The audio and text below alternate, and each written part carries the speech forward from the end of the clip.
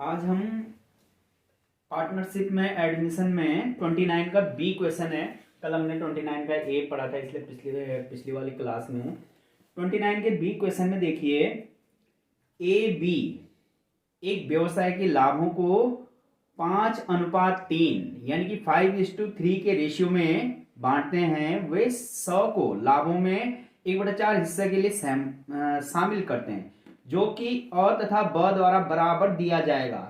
स के प्रवेश के समय फर्म के चिट्ठा निम्न प्रकार था। अब इंग्लिश में पढ़ते हैं एक बार क्वेश्चन को। तो A and B share the profit of a business in the ratio of 5:3। इनका रेशियो है ये। They admitted C into the firm for 1/4 shares in profit which is to be contribute equally by A and B. इसका मतलब क्या करते हैं, ए और B बराबर देते हैं भाई। किसको देते हैं? सी को। तो यानी कि ये इनका सैक्रिफाइसिंग रेशियो भी है भाई इसमें, ठीक है। तो यहां पे ये बात भी ध्यान रखनी है। ये कह रहे हैं on the date of admission of C the balance sheet of the firm was follow. तो देखिए बैलेंस शीट क्या है, लायबिलिटी साइड देखते हैं तो ए कैपिटल है, बी कैपिटल है, जनरल रिजर्व है, क्रेडिटर्स है। और एसिड साइड देखते हैं, मशीनरी, फर्नीचर, स्टॉक, बैंक। अब क्या होता है, terms of C's admission were as follows, यानी कि स के प्रवेश के समय निम्न शर्तें थी।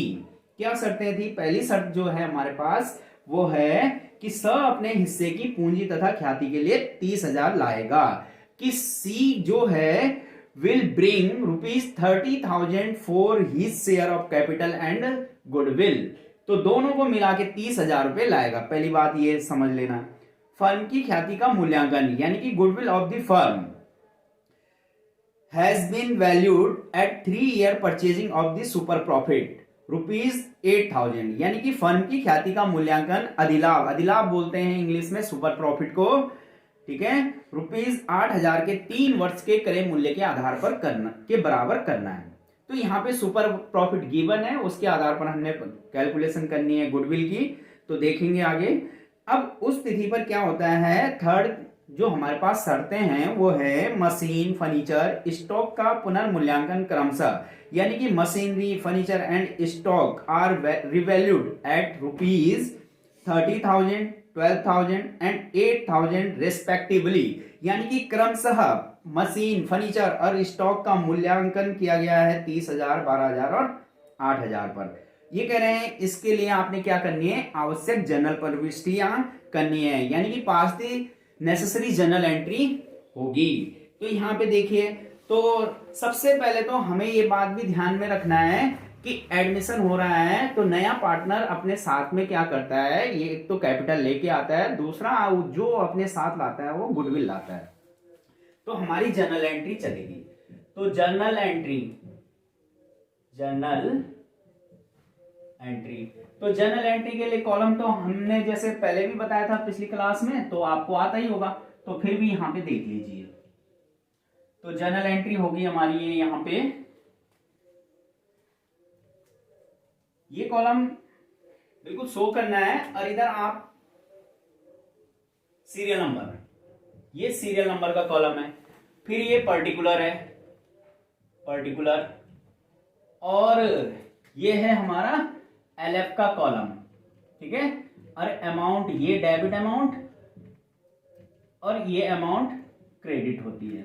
सबसे पहले जो C है वो कैपिटल भी लाएगा, प्रीमियम भी लाएगा। तो यहां पे देखते हैं, पहले एंट्री कर रहे हैं हम, तो कैश में लाएगा वो, cash account debit to C, नया पार्टनर है, कैपिटल लेके आ रहा है, टू C कैपिटल अकाउंट, ये एंट्री हो जाएगी। और टू प्रीमियम ला रहा है ये, यानी कि ख्याति ला रहा है, goodwill, premium for goodwill account, तो ये प्रीमियम फॉर गुडविल अकाउंट, ये एंट्री हो जाएगी। तो नरेशन लिख देंगे, being capital and goodwill brought by C लेकर आया है, ठीक है। तो टोटल इन्होंने कहा वो जो लाएगा वो टोटल लाएगा भाई ख्याति यानी कि कैपिटल एंड गुडविल के लिए 30,000 रुपए अपने शेयर्स के लिए लाएगा कुल मिला के। अब क्वेश्चन में ये तो बोल दिया 30,000 रुपए लाएगा, मुझे नहीं पता भाई इसकी कैपिटल कितनी है और गुडविल कितनी है। ठीक है, तो क्या है यहाँ पे कैलकुलेशन ऑफ गुडविल चलेगी। तो यहाँ पे देखिए कैलकुलेशन ऑफ गुडविल, हमने गुडविल वाले चैप्टर में कैलकुलेशन ऑफ गुडविल किए थे। तो अब यहाँ पे देखिए हमारे को गिवन है, क्वेश्चन में गिवन है हमारे पास सुपर प्रॉफिट। क्या गिवन है? Super profit. सुपर प्रॉफिट दे रखा है क्वेश्चन में 8,000 का। क्या दे रखा है? 8,000। फॉर्मूला होता है गुडविल का, गुडविल इजिकल टू G/W भी बोलते हैं शॉर्टकट में इसे। तो गुडविल इजिकल टू फॉर्मूला होता है SP का मतलब super profit into number of purchasing year, number of purchasing year, number of purchasing year है इधर। ठीक है, तो यहां पे सुपर प्रॉफिट है 8,000 रुपीज, 8,000 का है। अब नंबर ऑफ परचेजिंग ईयर है 3, नंबर ऑफ परचेजिंग ईयर कितना है? 3 year purchasing of the super profit. तो 3 ईयर परचेजिंग है तो 3 से ये गुडविल आ गई भाई 24,000, 24,000 रुपए। 24,000 रुपए जो गुडविल है पूरी फर्म की गुडविल है, पहली बात ये ध्यान में रखना। अब नया पार्टनर आ रहा है हमारा सी का शेयर देखते हैं तो 1/4 है। तो सी का शेयर जो है वो 1/4 है, 1/4, 1/4। तो C share in goodwill, C share in goodwill is equal to 24,000 into C का शेयर कितना होगा? 1/4, 1/4, 4 6 24, 4 6 24, ऐसे बोलते हैं ना। तो ये आ गया कितना? 6,000 ये गुडविल आई है किसकी? सी की। सी लाया, सी क्या लाया? Capital plus goodwill is equal to मिला के लाया, क्वेश्चन में बोला है 30,000 रुपए लाया, ये लिखा भी हमने। तो यहाँ पे देखिए 30,000 रुपए लाया, ये 30,000 में से क्या हो गया भाई? टोटल 30,000, 6,000 काय के लाए? गुडविल के लाया, इसके हिस्से की गुडविल निकाली है हमने। तो 6,000 गुडविल के लाया, तो बाकी कितना बचा भाई? 24,000 रुपए कैपिटल होगी। कितनी होगी कैपिटल? 24,000 रुपए। तो 24,000 यहाँ पे टू सीज कैपिटल के ठीक सामने क्या लिख देंगे? 24,000। और प्रीमियम फॉर गुडविल कितना है? 6,000 रुपए। क्लियर? अब ध्यान रखना, इसके बाद कंपलसरी है कि जो ये प्रीमियम फॉर गुडविल लाया है इसे ओल्ड पार्टनर में बांटा जाएगा। तो इसे बांटा जाता है भाई। तो यहाँ पे जैसे हम बांटेंगे तो क्या होगा? Premium for goodwill account debit हो जाएगा, premium for goodwill account debit, premium for goodwill account debit. ठीक है, अब टू ओल्ड पार्टनर है ए, टू एस कैपिटल अकाउंट, उनके कैपिटल अकाउंट में चला जाएगा ये। और to B's capital account, B भी है old partner, to B's capital account, जितने भी ओल्ड पार्टनर होंगे। बीइंग गुडविल, नरेशन लिख देंगे, being goodwill distributed, being goodwill distributed to old partners capital account. ठीक है, अब ध्यान रखना ये सैक्रिफाइसिंग रेशियो में बांटी जाएगी।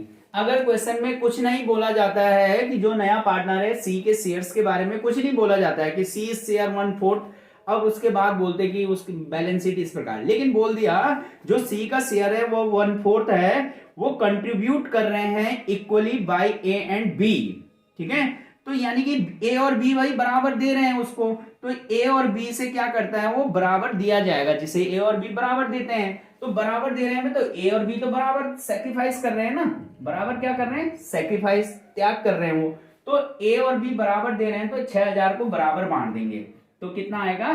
3,000 ए के हिस्से में और 3,000 बी के हिस्से में। यहां तक क्लियर हो गया होगा? ठीक है, तो ये तो समझना है कि गुडविल, अगर ये नहीं होता तब आप ओल्ड रेशियो में बांटते इसे 5:3 में, लेकिन 5:3 में नहीं बांटा जाएगा। ठीक है, अब है हमारी एसेट्स का रिवैल्यूएशन हो रहा है।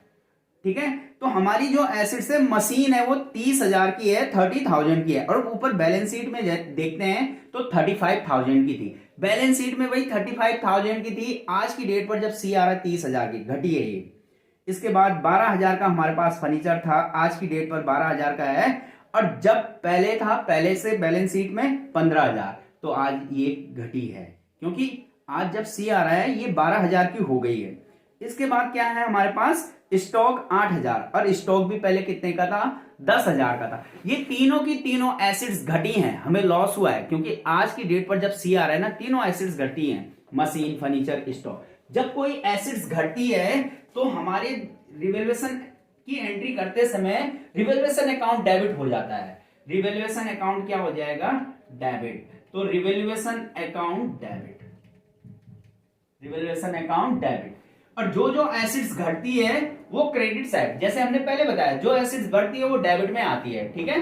तो यहाँ पे घट रही है, तो हमारी मशीन घट रही है, तो लिख दिया to machinery account, to machinery account.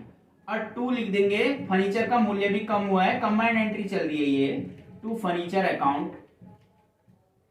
और टू लिख दिया हमने, स्टॉक का मूल्य भी घटा है, टू स्टॉक अकाउंट, ठीक है। तो यहां पे लिख देंगे, नरेशन में लिख देंगे बीइंग डिक्रीज, घटी है इनकी value, being decrease value, being decrease value of all assets लिख दो, ऑल एसेट्स, सभी संपत्तियों की मूल्य में कमी हुई है यहाँ पे, ठीक है।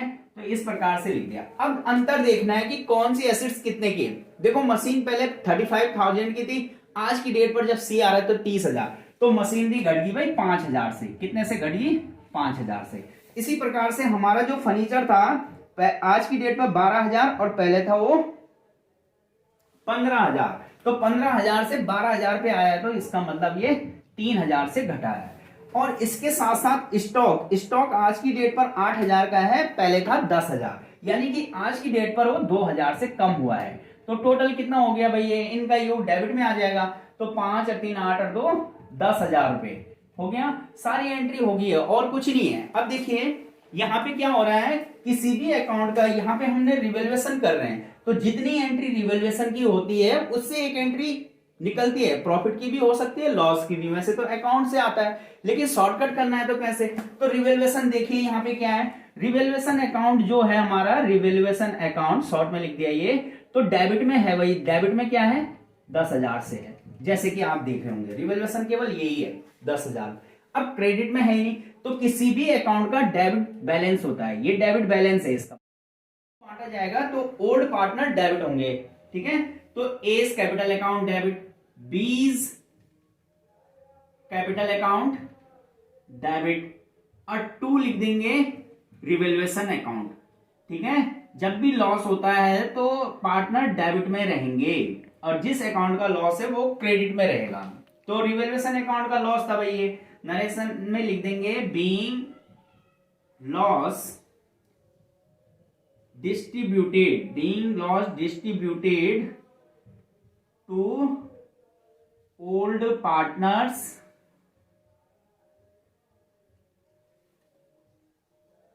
कैपिटल अकाउंट, ठीक है।